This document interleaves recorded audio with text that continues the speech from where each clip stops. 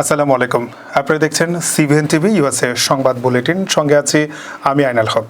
শুরুতেই essential home care সংবাদ শিরোনাম। যুক্তরাষ্ট্রের প্রস্তাব প্রত্যাখ্যান, ইরানের বিকল্প পরমাণু প্রস্তাব শিগগিরই। বাণিজ্য যুদ্ধ নিরসনে লন্ডনে যুক্তরাষ্ট্র চীন বৈঠক।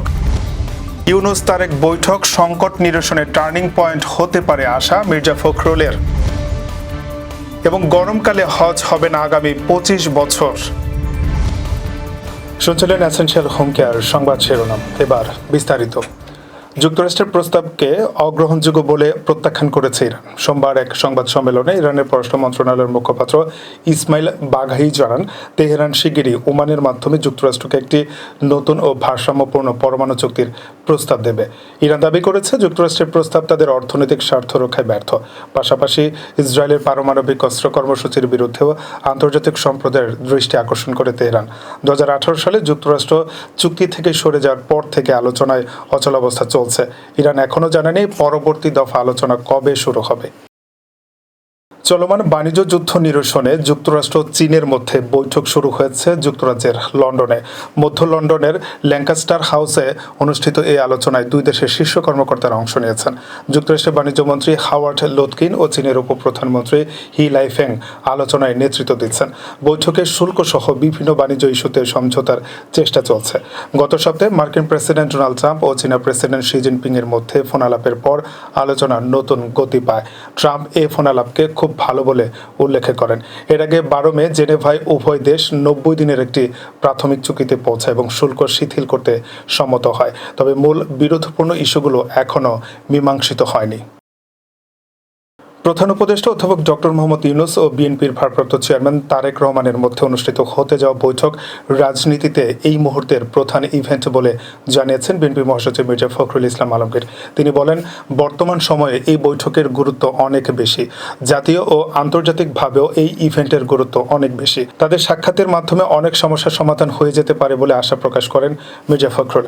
মঙ্গলবার রাজধানীর গুলশানে বিএনপি চেয়ারপারসনের রাজনৈতিক কার্যালয়ে সাংবাদিকদের সঙ্গে আলাপকালে এমন মত ব্যক্ত করেন তিনি। আগামী 13 জন ডক্টর ইউনুসের সঙ্গে তারেক রহমানের বৈঠকটি অনুষ্ঠিত হওয়ার কথা রয়েছে। মির্জা ফখরুল বলেন, এই বৈঠকের মাধ্যমে রাজনীতির নতুন ডাইমেনশন সৃষ্টি হতে পারে, অর্থাৎ অনেক কিছুর সম্ভাবনা তৈরি হতে পারে। এখন এটা নির্ভর করবে আমাদের নেতারা সেটাকে কিভাবে নেবেন। বিএনপির পক্ষ থেকে তারেক রহমানকে সম্পূর্ণ এখতিয়ার দেওয়া হয়েছে সিদ্ধান্ত নেওয়ার।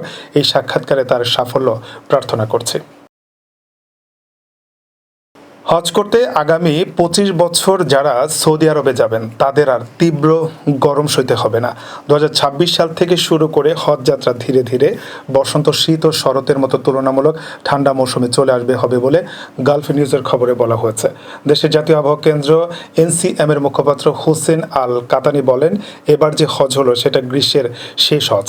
তিনি বলেন, আগামী 8 বছর হজ হবে বসন্তে, পরের 8 বছর শীতে, তারপর শরৎ পার করে আস্তে আস্তে তাপমাত্রা বাড়তে বাড়তে প্রায় 25 বছর পর গিয়ে গ্রীষ্মে ফিরবে। এনসিএম এর মুখপাত্র বলেন, চন্দ্রবর্ষের হিসাব ধরে 25 বছরের হজ পঞ্জিকা করা হয়েছে। হিজরি বর্ষপঞ্জির ভিত্তিতে 2050 সাল পর্যন্ত হজের যেসব তারিখ পাওয়া গেছে সেগুলো গ্রেগরিয়ান হিসাবে কবে পড়ে তাও পঞ্জিকায় তুলে ধরা হয়েছে। হিজরি বর্ষপঞ্জি চাঁদের গতিপথের উপর নির্ভর করায় এটি গ্রেগরিয়ান বর্ষপঞ্জির তুলনায় প্রায় 11 দিন ছোট। আর ছোট হয় হজের সময় প্রতি বছর কিছুটা করে এগিয়ে আসে। সেই হিসাবে 2050 সালে গ্রীষ্মকাল ফিরে আসার আগ পর্যন্ত হজযাত্রীরা তুলনামূলকভাবে ঠান্ডা আবহাওয়া পাবেন। এবার কর্ণফুলী ইনকাম ট্যাক্স সংবাদ শিরোনাম।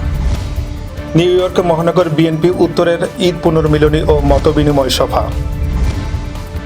আবারও স্বাগতম সিভিএন টিভি ইউএসএ সংবাদ বুলেটিনে। শুনছিলেন কর্ণফুলী ইনকাম ট্যাক্স সংবাদ শিরোনাম। এবার বিস্তারিত।